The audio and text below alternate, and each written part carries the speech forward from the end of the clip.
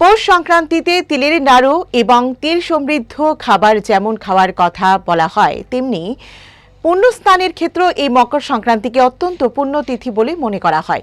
প্রচলিত বিশ্বাস অনুযায়ী এই মকর সংক্রান্তির দিন গঙ্গায় ডুব স্নান করলে জীবনের সমস্ত পাপ মুছে যায়। ক্রমশ হারিয়ে যাওয়া এই সংস্কৃতি শহরে তেমনভাবে চোখে না পড়লেও গ্রাম বাংলায় এই উৎসবের প্রচলন রয়েছে আজও। আজ মকর সংক্রান্তি। হিন্দু ধর্মে অত্যন্ত গুরুত্বপূর্ণ হল এই উৎসব। শাস্ত্রবিদদের মতে মকর সংক্রান্তির দিন সকালে উঠে যে কোনো পবিত্র নদীতে স্নান করা খুবই শুভ বলে মানা হয়। জ্যোতিষীদের মতে মকর সংক্রান্তির বিশেষ দিনেই সূর্যদেব ধনু রাশি থেকে মকর রাশিতে গমন করেন।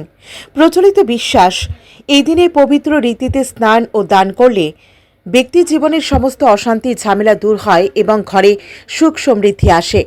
হিন্দু পঞ্জিকা মতে সংক্রান্তির শব্দের অর্থ হল মাসের শেষ তারিখ।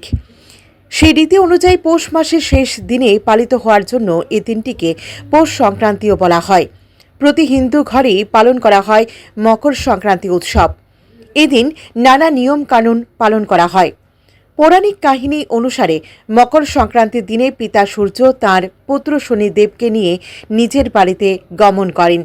এছাড়াও কথিত রয়েছে এই দিনেই মহাভারতের ভীষ্ম পিতামহ ভীষ্ম ইচ্ছা মৃত্যু গ্রহণ করেছিলেন। দেবতাদের সঙ্গে অসুরদের দ্বন্দ্বের পরিসমাপ্তিও হয়েছিল মকর সংক্রান্তির দিনে। এদিনই অসুরদেরকে বধ করে শুভ শক্তির বিস্তার ঘটেছিল। তাই যে কোনো শুভ কাজ এই দিনে শুরু করা উচিত বলে মনে করেন অনেকে।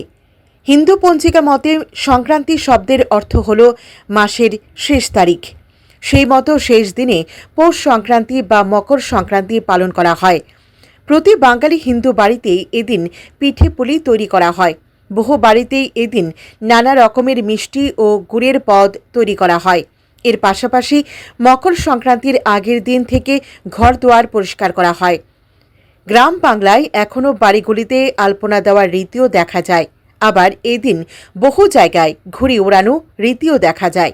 প্রচলিত নিয়ম বলছে মকর সংক্রান্তির রাতে অন্যত্র বাস করা উচিত নয়। Bureau report, headlines Tripura national.